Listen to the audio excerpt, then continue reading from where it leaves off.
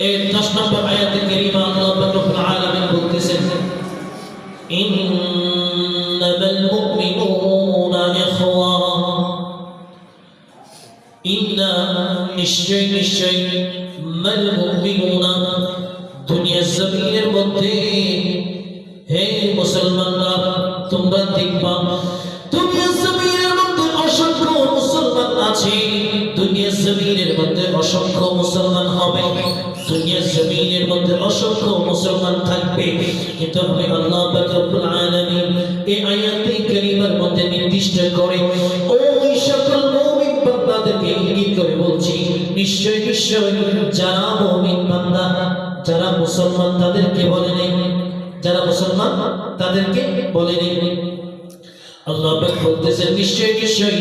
ওই সমস্ত মুমিন বান্দারা ইখওয়া তা হচ্ছে একে অন্যের ভাই বলো সুবহানাল্লাহ যারা মুমিন দুনিয়ার জমিনের মধ্যে ফরহেজগার দুনিয়ার জমিনের মধ্যে মুত্তাকি দুনিয়ার জমিনের মধ্যে আল্লাহ ওয়ালা তাকওয়া ওয়ালা যাদের আমল আছে যারা 5 ওয়াক্ত নামাজ পড়ে রোজা রাখে মায়ের খেদমত করে দুনিয়াবি কারো হক মেরে খায় না অন্যের হক নষ্ট করে না দুনিয়ার মধ্যে আমল সালেহা করে ওই সমস্ত মানুষ থেকে আল্লাহ পাক রব্বুল আলামিন মুমিন বলেছেন এবং বলেছেন বান্দারে দুনিয়ার জমিনের মধ্যে আমি সকল মুসলমানকে আমি মুমিন বলি না আমি আল্লাহ পাক রব্বুল আলামিন তাকে মুমিন বলে যার মধ্যে মুমিনের খাসিয়াত আছে বলো সুবহানাল্লাহ যার মধ্যে কি আছে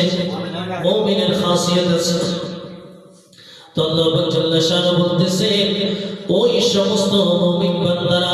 একে অন্যের ভাই একে অন্যের কি ভাই আল্লাহ পাক জাল্লা শানু বলতেছে فأصلحوا بين أخويكم ওই সমস্ত মুমিন বান্দা যদি তাদের মাঝে যদি ঝগড়া হয় কি হয়